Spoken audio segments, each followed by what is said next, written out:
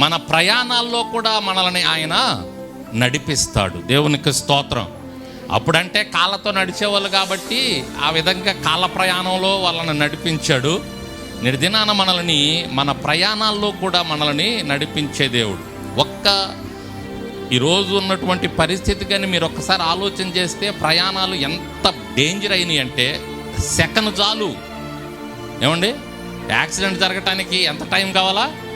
Second టైంలో భయంకరమైనటువంటి యాక్సిడెంట్లు చూస్తున్నాం మనం. భయంకరమైనటువంటి యాక్సిడెంట్, ఈవిల్ స్పిరిట్ ఏరియాలు ఉంటాయి. ఆ ఏరియాలో చాలా జాగ్రత్తగా ఉండాలి. ఆ ఏరియాలో తరచూ యాక్సిడెంట్స్ జరుగుతూ ఉంటాయి. ఏముంటాయంటే అక్కడ దెయ్యాలకు సంబంధించిన, సాతానుకు సంబంధించినటువంటి శక్తులు అక్కడ ఏలుబడి చేస్తూ ఉంటాయి. ఆ ప్రాంతాల్లో చాలా భయంకరంగా ఉంటుంది పరిస్థితి అట్లాంటి ప్రాంతాల్లో. కానీ అటువంటి ప్రాంతాల్లో కూడా మన ప్రయాణంలో మనల్ని నడిపించే దేవుడు. దేవునికి స్తోత్రం.